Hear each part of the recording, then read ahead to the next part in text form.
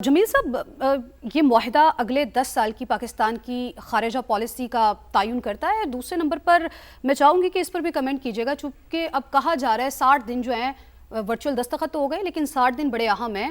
پابندیاں ہٹانے کے حوالے سے بات چیت ہوگی، پلاننگ ہوگی، کس طرح سے معاملات کو آگے لے کر چلنا ہے۔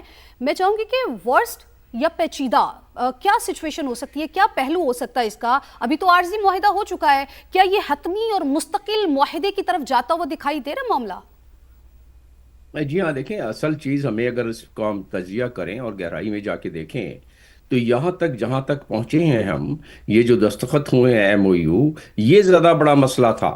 اگر ایسا پہلے ہو جاتا 47 سال پہلے یا 40 سال پہلے یا 20 سال پہلے تو کچھ راہیں ہموار ہو سکتی تھیں۔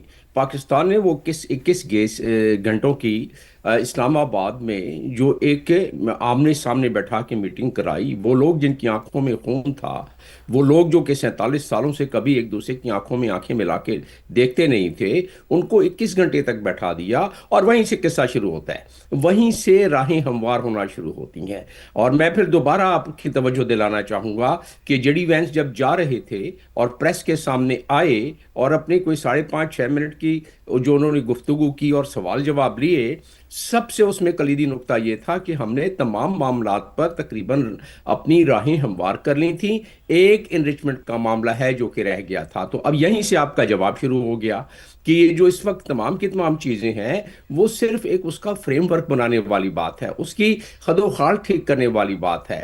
ہاتھی نکل گیا ہے، صرف دم رہ گئی ہے۔ حالانکہ لوگ یہ 60 دن کو بہت سینسیٹیو کہہ رہے ہیں، یقیناً ہے، لیکن اب یہ فریم ورک بنانا ہے۔ اصل تو جو اسٹریٹجک معاملات تھے، جو پولیٹیکل معاملات تھے، جو پریشرز تھے نیتنیاہو پر، اور جو پریشرز تھے نیتنیاہو پر تو خیر ابھی بھی ہے، اور جو ڈونلڈ ٹرمپ پر، ان پریشرز کو برداشت کر کے یہاں تک پہنچانا، ظاہر ہے 109 دن کو یہ پاکستان جو بیک چینل ڈپلومیسی کرتا رہا ہے، اور اس میں اب تو انٹرنیشنل میڈیا اس کا اعتراف کر رہے ہیں کہ پاکستان نے جس انداز میں ملٹری ڈپلومیسی کو لے کے چلا ہے اور ٹریڈیشنل ڈپلومیسی کے ساتھ ملایا ہے، جس طرح فیلڈ مارشل سید عاصم منیر صاحب نے جس طرح اپنے پرانے تعلقات جو ان کے پروفیشنل تعلقات تھے ان کو بروئے کار لا کے، اور جس طرح اس معاملے کو یہاں تک پہنچایا ہے۔ ڈونلڈ ٹرمپ دنیا کا سب سے بڑے طاقتور ملک کا، سب سے طاقتور فوج کا، سب سے طاقتور صدر ہے، اگر وہ دستخط سے پہلے بھی پاکستان کا نام دیتا ہے اور مسلسل بتاتا ہے تو وہ کوئی خواب میں نہیں بتا رہا ہے، وہ کوئی حقیقت میں بتا رہا ہے۔ اب اس کا جو جیو پولیٹیکل امپیکٹ ہے، یہاں سے دوسرا حصہ شروع ہوتا ہے آپ کے جواب کا، سوال کے جواب۔ جیو پولیٹیکل جو اس کا امپیکٹ ہے، پاکستان نے جو سمیٹے ہیں اس میں جیو پولیٹیکل ایڈوانٹیج، اس میں پاکستان اس پورے خطے میں، ہم بات کرتے رہے ہیں نا آپ کے پروگراموں میں کہ یہ net stabiliser, net security provider, یہ یس، یہاں سے قصہ شروع ہوتا ہے۔ یہ قصہ 12 نمبر جو دیا ہوا ہے اس پہ ایم او یو کا 12واں نمبر نقطہ، یہ قصہ وہاں سے شروع ہوتا ہے، اور 12ویں نمبر نقطے میں بڑے واضح طور پر دیا گیا ہے کہ 12 نمبر میں کہ mechanism to be created to monitor M O U and final deal compliance. تو فائنل ڈیل بھی ہو جائے گی، لیکن اس کی کمپلائنس میں تو سالہ سال، اب آپ کا 10 سال والا جو نقطہ ہے، پاکستان کا ایک پرماننٹ رول آ گیا ادھر، اور پاکستان پرماننٹلی ان معاملات میں پاکستان پر تکیہ کیا جائے گا۔ پاکستان کو جو جیو پولیٹیکل کے علاوہ، میں نے جس طرح بتا رہا تھا، اس میں جو دوسرے ایڈوانٹیجز ہیں ڈپلومیٹک، وہ ہم بہت دفعہ ذکر کرتے رہے ہیں۔ مسلم دنیا میں پاکستان پہلے بھی او آئی سی کا ایک پیٹرن ممبر تھا، لیکن مسلم دنیا میں جو اس کا مزید وزن بڑھا ہے، مزید پوری دنیا کی نظر میں، وہ اس سے ہٹ کر ہے۔ اور جب یہ تمام چیزیں مل جائیں، اور پھر ریجنل اونرشپ، پاکستان کو ریجنل اونرشپ دی گئی ہے، اور پاکستان کو ریجنل اونرشپ اس طرح نہیں دی گئی ہے، پاکستان کو نے اپنے قوت بازو کو دکھایا ہے۔ پاکستان نے مارکہ حق کے بعد جس ٹریجیکٹری کے ساتھ اپنے آپ کو لے کے چلا ہے، مارکہ حق کا تو ظاہر ہے بڑا ایک انمول قسم کا ایک فتح حاصل کی، لیکن اس فتح کو جس انداز میں ٹرانسفارم کیا ہے، पॉलिटिकल लिहाज से, जियो पॉलिटिकल लिहाज से, डिप्लोमेटिक लिहाज से, और जिस लिहाज से मिलिट्री डिप्लोमेसी को साथ लेके चले हैं, उसके शख्स आने की वजह से आज आपको जो नजर आ रहा है, ये जो 3 पेजेस का, 2.5 पेजेस का ये MOU, बिल्कुल। उसमें 4 कलीदी पॉइंट हैं। आगे चल के आप कहेंगी तो मैं बता दूंगा कि बिल्कुल। Point number 1, point number 4, point number 5, 10 और 11, इसी का महवर, इस पे ज्यादा गुफ्तगू होगी। और पाकिस्तान जाहिर है वहां मौजूद होगा इस गुफ्तगू के दौरान, क्योंकि मैंने आपको बता दिया कि 12वां नंबर नुक्ता जो है वो है ही इसी काम के लिए कि जो बिल्कुल। मीडिएटर्स का उसमें रोल होगा। और यही इस पे तबसरा भी हो रहा है आजकल कि जाहिर है पाकिस्तान इसमें, तो कहने का मकसद ये है कि अब जो दिन आ रहे हैं, उन दिनों में पाकिस्तान को इन तमाम जो जियोपॉलिटिकल, देखें जियोपॉलिटिकल लैंडस्केप और जियोपॉलिटिकल एडवांटेज जो है उसको ट्रांसफॉर्म करना पड़ता है। बिल्कुल। उसको अब जिस तरह के मैंने अपने काबरीन से भी सुना, और उसमें इसमें मैंने फील्ड मार्शल चंद हफ्ते पहले कि अब हमें मईशत के लिए भी इतनी मेहनत करनी पड़ेगी। तो अब एग्जैक्टली मईशत के लिए अब हमें मईशत के ऊपर भी आना पड़ेगा। साथ ही मुझे लगा डॉक्टर कमर जी, मैं सब आपकी जानिब यही नुक्ता लेकर आता हूँ। ये बड़ा अहम सवाल है और नुक्ता भी है कि अब हमें मईशत की तरफ आना होगा। एक, जो वसाइल ईरान के पास हैं, पाबंदियाँ हटती हैं तो खित्ते में आप ईरान को कैसे उभरता हुआ देख रहे हैं? क्योंकि अगर दीगर ममालिक, गल्फ के ममालिक की हम बात करें, ईरान भी जो है वो वसाइल से माला माल है, और पाबंदियां हटने के बाद ये पूरा खिता एक नई शक्ल इख्तियार कर सकता है। और इसका एडवांटेज जो कि हर पाकिस्तानी सुनना चाहते हैं, अभी जमील साहब इसी का जिक्र कर रहे हैं कि पाकिस्तान को भी अब इससे फ़ायदा उठाना है। हमारी जो तवानाई का जो मसला है वो काफ़ी हद तक यहाँ से हल हो सकता है, तो पाकिस्तान के ऊपर इसका डायरेक्ट असर पड़ेगा। जी, बिल्कुल सही कह रहे हैं बहस आ रहे हैं। देखिए, इम्पोर्टेंट चीज़ ये है कि पाकिस्तान को हमेशा एनर्जी के मामलात में हम डिपेंडेंट हैं।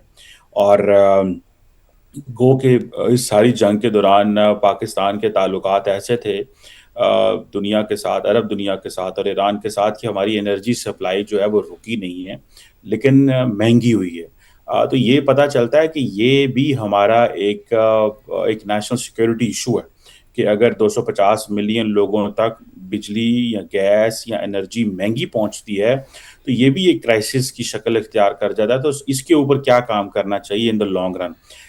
मेरा ख्याल है कि हमने ईरान अगर ऊपर सैंक्शंस अगर मुकम्मल हट जाती हैं, तो मेरा ख्याल है कि हमें पूरे के पूरे एनर्जी कॉरिडोर ईरान के साथ इस्टेब्लिश करने चाहिए। हमने सुना था ईरान पाकिस्तान गैस पाइपलाइन बिल्कुल। जो है वो ईरान की साइड पे तामीर हो चुकी है, उसके ऊपर गारंटर्स भी थे, सारा कुछ था। हमने वो अपनी साइड पे उसको कंप्लीट करना है। फिर दूसरा, जैसे अभी गवादर वगैरह में दे रहे हैं बिजली वो, तो मजीद भी वो बिजली दे सकते हैं, गैस पहुंचा सकते हैं हमें, क्योंकि हम अगर हमें देखें इंडस्ट्रियलाइजेशन की तरफ जाना है, सी पैक था, आगे इंडस्ट्री लगानी है, तो उनको एनर्जी तो देनी पड़ेगी और सस्ती एनर्जी देनी पड़ेगी। फॉरेन डायरेक्ट इन्वेस्टमेंट जब आती है तो वो देखते हैं कि जी आपके जो इंटरेस्ट रेट है वो ऊपर नीचे हो रहे हैं, आपकी फिस्कल पॉलिसी में चेंजेस आ रही हैं, स्टेबिलिटी नहीं है, कॉन्टीन्यूटी नहीं है पॉलिसीज़ के अंदर, तो वो जारी बात है इन चीज़ों से फिर वो परेशान होते हैं। तो अगर हमने फॉरेन इन्वेस्टर को यहाँ पे अट्रैक्ट किया है या करना है फ्यूचर के अंदर, तो उनको स्टेबिलिटी देनी पड़ेगी in terms of energy supply chain, in terms of policy level पे जो हमें डिसीजंस लेने हैं। तो मेरा ख्याल है कि अगर हम एनर्जी सिक्योर कर लें, तो ये हम बहुत सारी चीज़ें, इवन कि हमने जो पिछले 10 साल एक एनर्जी जो रोड इंफ्रास्ट्रक्चर चाइना की मदद के साथ मिलकर बनाया, और भी हम बहुत सारा फ्यूचर प्लान कर रहे हैं बलूचिस्तान की तरक्की के लिए, rare earth minerals and critical minerals के लिए। अभी अमेरिकन एक्सिम बैंक ने भी 1.5 बिलियन एंड 2 बिलियन की इन्वेस्टमेंट के ऐलानात किए हुए हैं और वो करेंगे।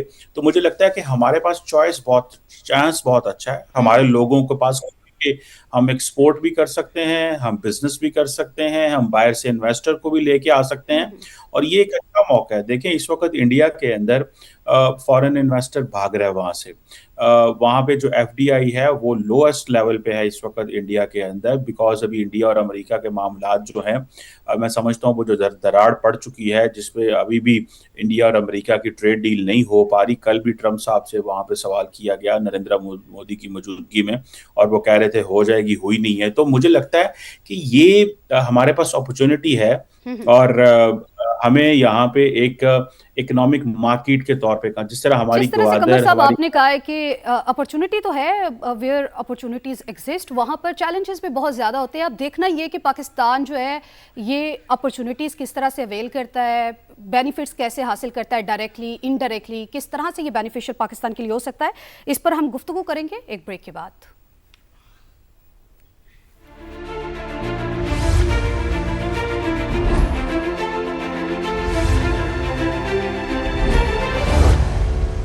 Welcome back. तो नाजरीन, ब्रेक पे जाने से पहले हम लोग बात कर रहे थे ईरान अमेरिका मुआहदे के हवाले से, जिसमें स्पॉयलर्स ने तो बहुत कोशिश की कि इस अमन मुआहदे को सबूताश किया जाए, लेकिन अल्लाह ताला ने जो इज़्ज़त पाकिस्तान को दी है, या फिर फील्ड मार्शल आसिम मुनीर को जिस इज़्ज़त से नवाजा है वो आज तक किसी मुल्क का मुकद्दर नहीं ठहरी। तो हम गुफ्तगू का सिलसिला यहीं से आगे बढ़ाते हैं। जमील अहमद साहब, हम लोग गुफ्तगू कर रहे थे ब्रेक पे जाने से पहले कि पाकिस्तान के लिए इसमें अपॉर्चुनिटीज़ हैं, ठीक है अपॉर्चुनिटीज़ हैं, लेकिन ईरान के साथ पाकिस्तान जो है वो किस तरह से मामला आगे बढ़ा सकता है, किस तरह से अवेल कर सकता है, किस तरह से फ़ायदा हासिल कर सकता है, गैस के मामले को किस तरह से आगे लेके चल सकता है, जो माजी से लटकता हुआ अभी तक दिखाई दे रहा है कि आगे वो मामला जो है वो चलता हुआ दिखाई देगा। जी हाँ, देखिए वो एक नेचुरल बेनिफिट है। आपको हमने उस बेनिफिट की ख़ास तौर पे जहन में रख के नहीं किया। हमने ये इसलिए किया कि हमारा ब्रदर मुल्क है, 900 किलोमीटर का हमारा उनके साथ बॉर्डर हम शेयर करते हैं, उनसे हमारी सदियों पुरानी राहो रस्म और रिश्तेदारियां हैं। तो लिहाजा हमने इस काम के लिए और पूरे मिडल ईस्ट में जो हमने जो हमारा बनता था मुकाम, उस मुकाम को पहली मर्तबा हमने इस्तेमाल करते हुए एक कॉन्फिडेंस दिया है। अब इसकी वजह से एक कुदरती अमर है कि आपको जो इकोनॉमिक बेनिफिट्स हैं वो बहाव होगा, आपके तरफ आएगा। ये तो खैर ईरान का तो है ही है। गैस पाइपलाइन का आपने सुन लिया। गैस पाइपलाइन तो एक लीगल डॉक्यूमेंट है, जो हमारी ऑब्लिगेशन है, हम नहीं कर सके क्योंकि सैंक्शन था ईरान पर, हमारी मजबूरी थी। और ईरान का ये था कि क्योंकि वो एक एग्रीमेंट हुआ था, वो हमसे तकाजा करते थे, बल्कि आर्बिट्रेशन में भी जा रहे थे, लेकिन ब्रदरली मुल्क होने की वजह से वो नहीं गए। तो गैस का मसला आपका हल हो जाएगा, एनर्जी का मसला जो सबसे बड़ा आपका हल हो जाएगा। डॉक्टर कमर चीमा साहब ने जिस तरह भी जिक्र किया कि आपको कॉस्ट ऑफ डूइंग बिजनेस और ईज ऑफ डूइंग बिजनेस दोनों पे, तो कॉस्ट ऑफ डूइंग बिजनेस जब आपकी एनर्जी का मसला हल होता है तो आपका आधे से ज्यादा मसला तो वैसे ही हल हो गया। अब ईज ऑफ डूइंग बिजनेस के लिए आपने जो मुझसे पूछा क्या करना चाहिए, सबसे अहमियत की बात यह है, मैं जब सफीर था खलीजी ममालिक में और ख़ास तौर पर यूएई में, तो मुझसे वहाँ के लोग, मुकामी लोग यही कहते थे कि हमें बड़ी वहाँ रुकावटें पैदा होती हैं। हमारे मुल्क में देखें कि कितनी सहूलत से हम तमाम इजाज़तनामे मिल जाते हैं, तमाम हमारे काम हो जाते हैं। यहाँ 24 डिपार्टमेंट है, खुदारा उसको श्रिंक करके हमें कम करें। हालांकि एसआरएफसी जो है उसने काफ़ी, एसआईएफसी ने काफ़ी काम किया है, उसको हार्मोनाइज करना पड़ेगा बाकी इदारों के साथ, और हमें अपने रूल्स रेगुलेशंस प्रोसीजर्स को हार्मोनाइज। तो बहरहाल ये निटिग्रिटीज हैं, इसको जरा ठीक कर लेंगे तो इतनी बड़ी जो एडवांटेज है उसको हम आसानी से। होता क्या है, ट्रेजरी डिपार्टमेंट, ट्रेजरी एक्ट है यूनाइटेड स्टेट्स का, आपने देखा कि यहाँ इसमें जिक्र है कि यूनाइटेड स्टेट वेवर देगा, इसी एमओयू में जिक्र है यूनाइटेड स्टेट सहूलतकारी करेगा।